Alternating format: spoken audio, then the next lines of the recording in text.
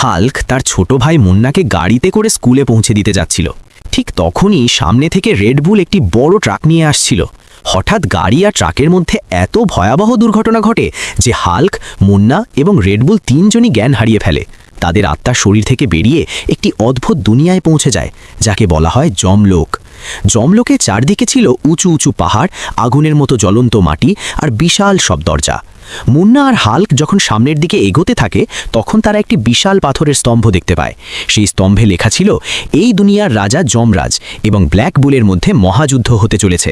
যে এই যুদ্ধে যমরাজকে হারাবে সেই হবে যমলোকের নতুন রাজা। দুই ভাই এই কথা পড়ে যুদ্ধ দেখার জন্য সামনের দিকে এগিয়ে যায়। তারা যখন যুদ্ধের ময়দানে প্রবেশ করে পুরো ময়দান তাদের শক্তি দেখে কেঁপে ওঠে। চারদিকে হাজারো যোদ্ধা, ঢোল, নগাড়া আর আগুনের শিখা দেখা যাচ্ছিল। ঠিক তখনই ব্ল্যাক বুল এবং যমরাজ ময়দানে নামে। প্রথম চালেই দুজনে একে অপরের ওপর সমান আক্রমণ করে, কিন্তু হঠাৎ যমরাজ তার সমস্ত শক্তি দিয়ে ব্ল্যাক বুলকে মাটিতে আছাড় দেয় এবং ব্ল্যাক বুল সেখানেই হেরে যায়। পুরো ময়দানে নিস্তব্ধতা নেমে আসে। যমরাজ গর্জন করে বলে, এই যমলোকে কি এমন কেউ আছে যে আমার মোকাবিলা করতে পারে? এটা শুনেই হাল্ক সামনে এগিয়ে আসে এবং বলে, হ্যাঁ আমি আছি, আমি তোমার সঙ্গে লড়ব। পুরো ময়দান চিৎকার করতে শুরু করে, হাল্ক লড়বে, হাল্ক লড়বে। হাল্ক আর যমরাজের মধ্যে তুমুল লড়াই শুরু হয়। ঠিক তখনই রেডবুল চুপি চুপি আখড়ার ভেতরে ঢোকে এবং দুজনের ওপর মারাত্মক আক্রমণ করে।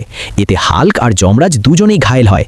রেডবুল তখন আখড়ায় দাঁড়িয়ে চিৎকার করে বলে, এখন থেকে আমি এখানকার রাজা, আমার মতো শক্তিশালী আর কেউ কি আছে যে আমার সাথে লড়বে?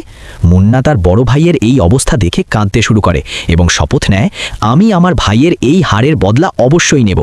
এরপর মুন্না ময়দান ছেড়ে যমলোকের এক গভীর গুহায় চলে যায়। সেই গুহায় সে প্রতিদিন পাথর ভেঙে ভেঙে নিজের শরীরকে আরও মজবুত করে তোলে। দিন রাত কঠিন পরিশ্রমের ফলে তার শক্তি বহু গুণ বেড়ে যায়।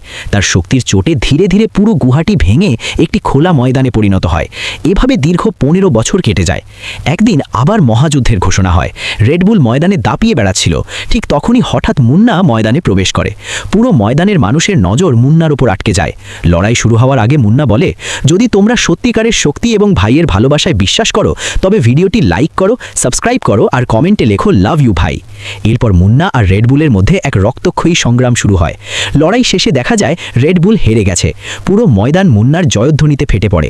ঠিক তখনই হঠাৎ চারদিকে এক তীব্র আলো ছড়িয়ে পড়ে এবং মুন্না, হাল্ক আর রেডবুল তিনজনেরই চোখ খুলে যায়। তারা দেখে যে তারা আসলে বাস্তব দুনিয়ায় হাসপাতালের বিছানায় শুয়ে আছে। রেডবুল হাল্ক আর মুন্নাকে দেখে